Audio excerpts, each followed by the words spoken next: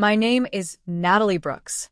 And sometimes, late at night, when the city quiets down and only the hum of traffic filters through my penthouse windows, I still hear it, the echo of laughter from that Thanksgiving night. The laughter of my husband's family, ringing in my ears as a stranger's hand slid across the table and dropped divorce papers right in front of my plate. The smell of roasted turkey and cinnamon pies had hung in the air. Crystal glasses clinked. Everyone else laughed like it was some kind of cruel punchline. Me? I sat there, frozen, silk blouse sticking to the back of my neck, as if my body knew before my mind could catch up. This wasn't just betrayal. This was humiliation served up like dessert. Tonight, though, the air is different. I'm not in their home anymore. I'm in mine, a top-floor apartment overlooking the Manhattan skyline. My reflection stares back at me from the glass. Hair swept into a sharp chignon, lipstick flawless, pearl earrings catching the soft light. A woman in control. At least, that's the story I let the world believe. Then my phone buzzes against the glass table, pulling me back. The name flashing on the screen makes my heart jolt. It's from a last name I thought I'd buried years ago. My ex-husband's sister. And just like that, the ghosts of that Thanksgiving rise again. I can still remember every detail of that night, as though the memory is etched into the marrow of my bones. Thanksgiving at the Brooks household was always staged. My ex-husband, Daniel, was the golden boy, the eldest son, the one who could do no wrong. And me? I was the outsider, who never quite fit their mold. I had tried, God knows I had. I spent hours perfecting the sweet potato casserole recipe, even though Daniel's mother, Carol, always forgot to mention she already had one baking in the oven.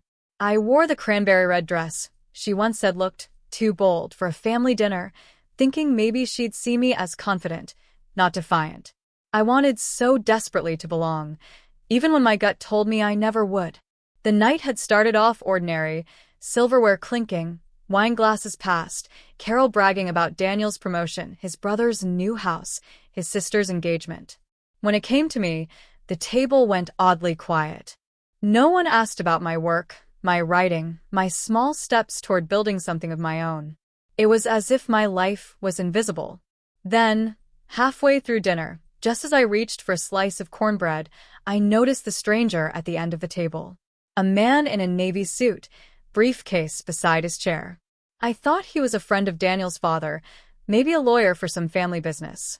But then he cleared his throat, looked straight at me, and slid the envelope across the linen tablecloth.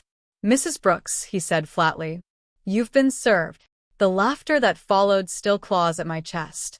Daniel's sister covered her mouth, trying not to giggle. His brother smirked, whispering something that made their father chuckle. Even Carol, perfectly manicured nails wrapped around her wineglass, allowed herself a small, satisfied smile. My world tilted. My fingers trembled as I reached for the envelope, the thick paper heavy. Final. Divorce. On Thanksgiving. In front of everyone. I wanted to scream. To ask Daniel how he could do this. To ask why humiliating me in front of his family was necessary. But my throat locked, my lips numb, my heart pounding so loud it drowned out every rational thought. And then I felt it, cool metal against my skin. My grandmother's pendant, the one I always wore. A delicate silver chain with a tiny emerald stone. She used to tell me, "Natalie, strength isn't loud. It's quiet. It's what you hold on to when everyone else tries to strip you down." That night, with laughter stinging my ears and my marriage collapsing in front of strangers, I gripped that pendant so tightly it left a mark on my palm. And in that moment, as tears blurred my vision, a vow took root inside me. This will not be the end of my story. Not like this. When I left Daniel's house that night, I didn't just leave a marriage behind. I left behind the version of myself who begged for approval at a table that would never set a place for me. The first few weeks were brutal. I moved into a one-bedroom apartment above a laundromat, the kind of place where the pipes rattled at night and the heater wheezed like an old man. The walls smelled faintly of detergent and loneliness. Every night, I lay awake staring at the cracked ceiling, asking myself if the Brooks family had been right all along. Maybe I wasn't enough. Money was tight. I had no alimony, no support. Just the faint outlines of dreams I'd scribbled in notebooks. Ideas for a small marketing consultancy, freelance writing gigs I hadn't had the courage to pitch. The world felt impossibly heavy, but something inside me whispered, start small. So I did. My first client was a bakery owner who could barely pay me, but she trusted me to redesign her menus and set up her social media. I worked nights, teaching myself graphic design through free online tutorials, nursing cheap cups of coffee as the city outside slept. I cried sometimes, alone at my desk, but I kept going. One night, after submitting a project, I received an email that changed everything.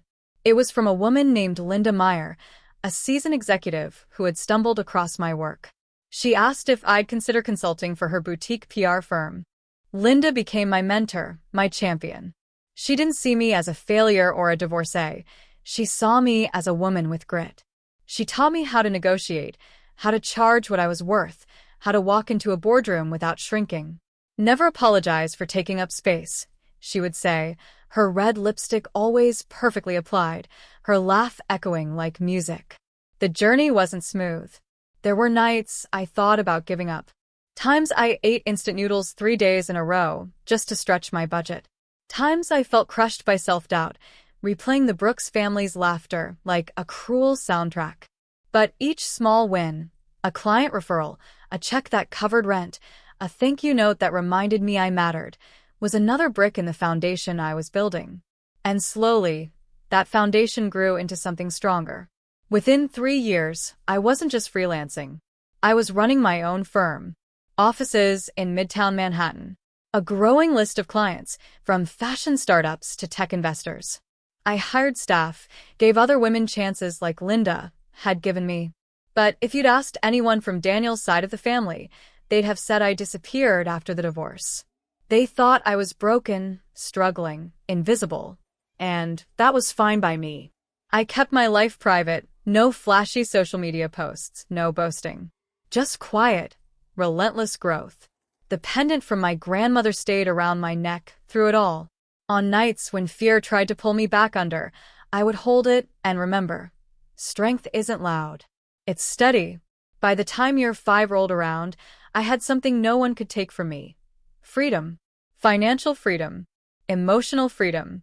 A life that was mine, built with my hands, my sleepless nights, my resilience. And the best part? They had no idea who I had become. It started with an email.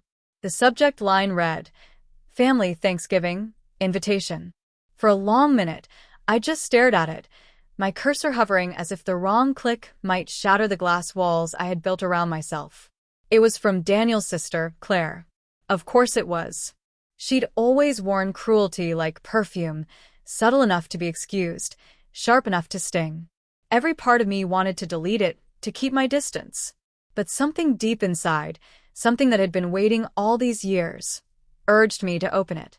And there it was, an invitation to the Brooks family's annual Thanksgiving gathering. Same grand house, same polished smiles. Except this year, the event was sponsored by a private firm. My firm. They didn't even know it. The irony made me laugh out loud, a sound sharp enough to startle the assistant who was dropping off my schedule. Because the charity gala they'd attached to their precious Thanksgiving dinner was being funded and hosted in partnership with Brooks and Meyer Consulting. My company. My name.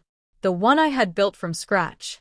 And so, against every instinct to protect my peace, I RSVP'd yes. The night of the event, Manhattan was glittering in its holiday dress, storefronts glowing, the streets buzzing with yellow cabs and bundled-up shoppers. I arrived at the venue, not the Brooks home this time, but the ballroom of a historic hotel, wearing a tailored black gown that skimmed my frame like armor. My hair was pulled back in soft waves, my grandmother's pendant gleaming against my skin. The Brooks family was already there when I walked in. Carol, Daniel's mother, still perfectly coiffed, clutching a champagne flute. Daniel himself, standing stiffly in a navy suit, his hair grayer, his eyes duller than I remembered. Claire, of course, was buzzing around the room like she owned it. When they saw me, it was as though someone had dropped a glass. Silence, then hurried whispers. I didn't rush. I let them look. Let them drink in the woman they had once dismissed as nothing. Natalie, Daniel finally muttered, his voice laced with disbelief. You came. I smiled, slow and deliberate. Of course. This is my event, after all. The words landed like a stone in still water. I watched their eyes flicker with confusion, then dawning realization as they glanced at the banners, the programs, the projected name across the ballroom wall. Brooks and Meyer Consulting, presenting sponsor. Carol's mouth actually dropped open. Brooks, she whispered, as if the name were some cruel trick. Yes, I said evenly, taking a glass of champagne from a passing tray. Though not from Daniel. That name is mine now, too. My company. My firm. My success. I let the silence stretch, savoring it like a fine wine. All around us, people from the industry mingled, investors I had worked with, clients who respected me. This was my world now, not theirs. Daniel's sister was the first to break. You mean to tell me you're the sponsor? Her voice cracked, high and brittle. Not just the sponsor. I corrected, my gaze steady. The owner. The founder. The one who built this from the ground up after the night you all laughed at me. The color drained from Daniel's face. He looked smaller somehow, his arrogance deflated. Carol set down her glass with a trembling hand, eyes darting as though searching for a safe exit. I stepped closer, lowering my voice, so only they could hear. That night, you thought you were ending me, serving me papers at the dinner table, laughing while I broke apart. But you didn't end me. You freed me, and I used that freedom to build something you could never touch. The shock on their faces was everything I had imagined. And yet, beneath the satisfaction, I felt something unexpected. Calm. I wasn't here for revenge. I didn't need their apology. I already had everything they once told me I never would.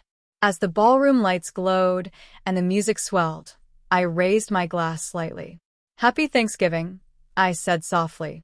Looks like I finally got something to be grateful for. The silence that followed was sweeter than any toast.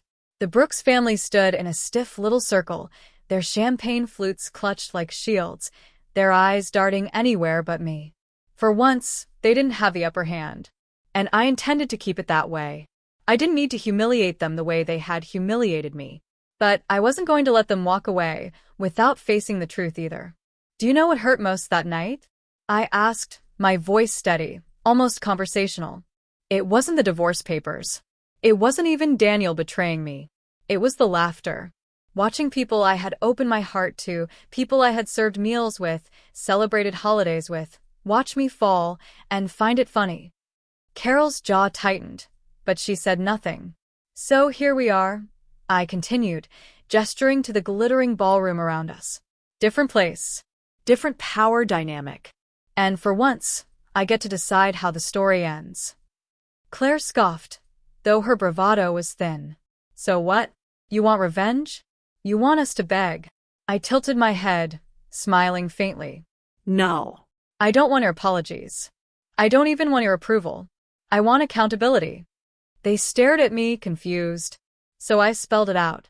Daniel, I said, turning to my ex-husband, you've spent your whole life hiding behind your family's money, letting them clean up your messes. My condition for you is simple. Stand on your own 2 feet. Stop relying on everyone else to make you look successful.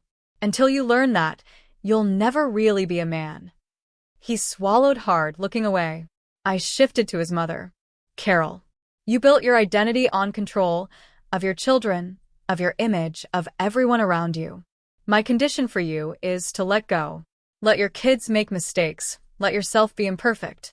Because the perfect mask you wear, everyone can see through it. Especially me.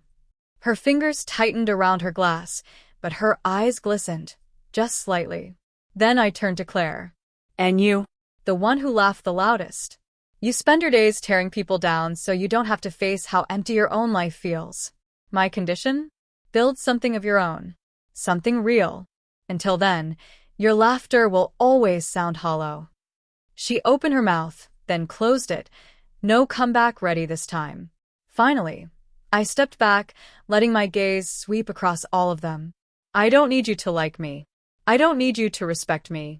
But if you ever want to be part of my world again, those are the terms. Growth. Honesty. Change. Otherwise, you'll stay stuck at that same table, laughing at everyone but yourselves. For a long moment, no one spoke. The music swirled around us, and the clink of glasses from strangers filled the air. But in our little circle, the silence was heavy, like the weight of a truth no one could escape. And strangely, I felt lighter. Because this wasn't about revenge anymore. It was about closure. About showing them that the woman they once dismissed had rewritten the script, and this time, she was holding the pen. I lifted my glass again, my voice low but firm. Those are my conditions. Take them or leave them. But remember, this time, I'm not the one at your table. You're at mine. The rest of the evening unfolded like a slow exhale. I didn't hover around them. I didn't need to. They stayed quiet, scattered among the tables like pieces of a puzzle they could no longer force together. I caught glimpses. Daniel alone near the bar, staring into his drink. Claire in the corner, fidgeting with her phone but not smiling. Carol seated stiffly, her hands folded, her gaze distant. For the first time, I wasn't part of their picture, and I didn't ache to be. Instead, I drifted toward the stage, where the charity director was giving a speech about women rebuilding their lives after hardship. The applause that followed washed over me like a tide, warm and alive. My staff beamed from their tables. Linda Meyer, my mentor, raised her glass to me across the room. I felt a lump rise in my throat, not from sadness, but from gratitude. I slipped a hand to my necklace. The tiny emerald stone felt cool against my fingertips, grounding me. My grandmother's words echoed again. Strength isn't loud. It's steady. Tonight, I understood them in a way I never had before. Strength wasn't just surviving that Thanksgiving night. It was building a life so full, so authentic, that their opinions no longer defined me. Later, when I left the ballroom, the November air was crisp and clean. Manhattan glittered beneath me as I stood on the hotel's terrace, taking it all in. 5 years ago, I'd left their house with my world in pieces. Tonight, I left my own event knowing I was whole. I didn't know if the Brooks family would change. Maybe they would. Maybe they wouldn't. That was no longer my burden to carry. My only responsibility was to keep walking forward, lifting as I climbed, making space for women like the one I used to be. I pressed the pendant once more, a soft smile playing at my lips. They had tried to define my ending, but I had written my own. As I turned to leave, the city lights flickered like 1,000 tiny candles below. My heels clicked softly on the marble, a steady, unbroken rhythm. And in my head, like the closing line of a movie, the truth came clear and sharp. They laughed when I was served divorce papers. But the woman they laughed at doesn't exist anymore.